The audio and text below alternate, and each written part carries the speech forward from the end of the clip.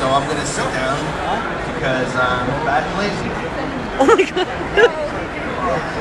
So thank you very much. I am CM Forrest, also known as Christian Lafray.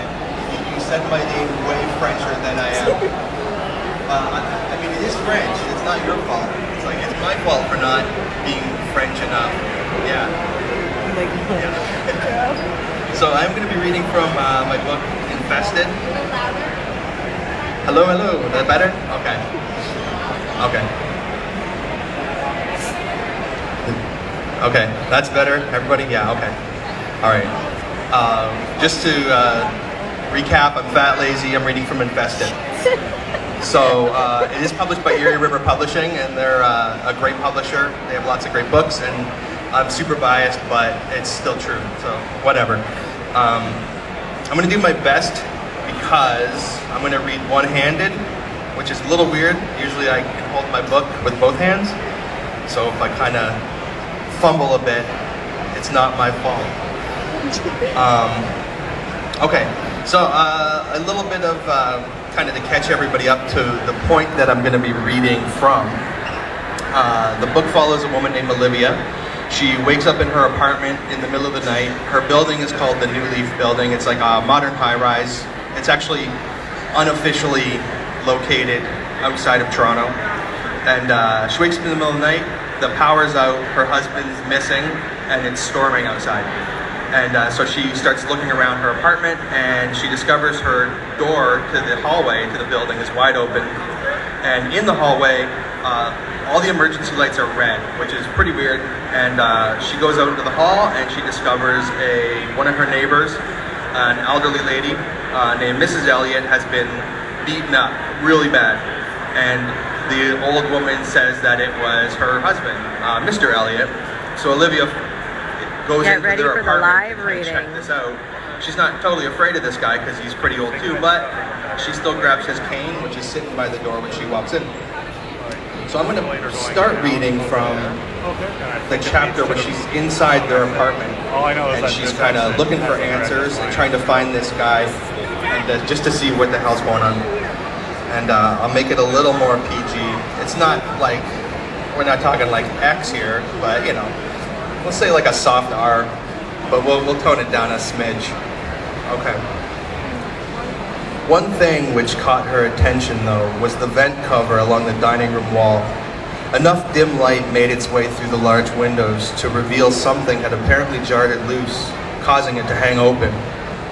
The rectangle beyond was completely black.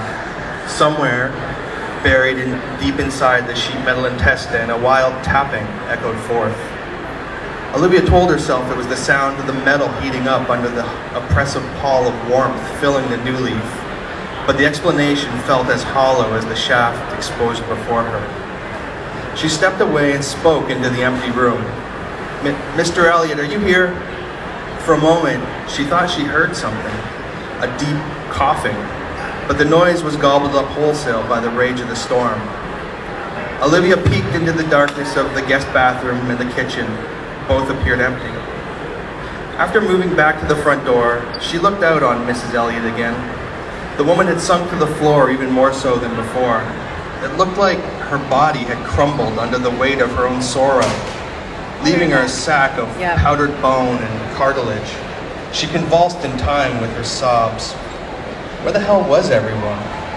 The New Leaf was sparsely populated, but there were still people living there. How was it possible that no one could hear this poor woman lying in the hallway?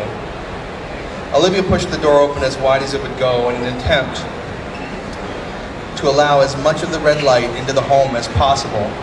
She turned her attention toward the hall, which led deeper into the apartment. Dark spots could be seen on the carpet, a wild pattern of circles like tiny black holes in the floor itself. It was impossible to be sure, but the reality of the situation made Olivia fairly certain it was blood. She wondered how much of the stuff the elderly woman had lost before finding herself slumped in the corridor outside. She stepped around the stains, frightened at the prospect of checking the rest of the rooms. Her mind tried to fill in the blanks as to what she would find there. She knew no matter what sight awaited her, emergency services would be needed. She wondered again at the state of the cell signal. What if there was no way to call 911? The emergency light did not reach very far into the hall, but with the cane held ahead of her like a lance, Olivia faced down the darkness and continued forward. As she did so, the wail of Mrs. Elliott's crying was replaced by a new sound, a deep shunk. The noise repeated, and then again. It was a horrible sound, one which reminded Olivia of herself, trying to pull a booted foot free from the mud as a child. A wet, sucking sound. A sound which had no place in a high-rise apartment building. Wanting the noise to stop, Olivia slapped the cane against a nearby wall and shouted, "I've called the cops, Mr. Elliott." Shunk. Ahead of her was the first of the 2 bedrooms. A faint glow of soft orange light came from underneath the door. It took a moment for Olivia's eyes to adjust enough to even be aware of it. But once they had, it glared like a thin horizontal beacon. Shunk. She thought about knocking, but that seemed absurd under the circumstances. Instead, she planned to grab the knob, throw the door open, and confront the old man. But before she could, though, something slammed into the door on the other side. The light along the bottom was smothered. She couldn't see the knob twist thanks to the dusk of the small hallway, but she could hear it. A slow, persistent squeal followed by a click. The door fell open a few inches. Through the gap, Olivia saw 2 things.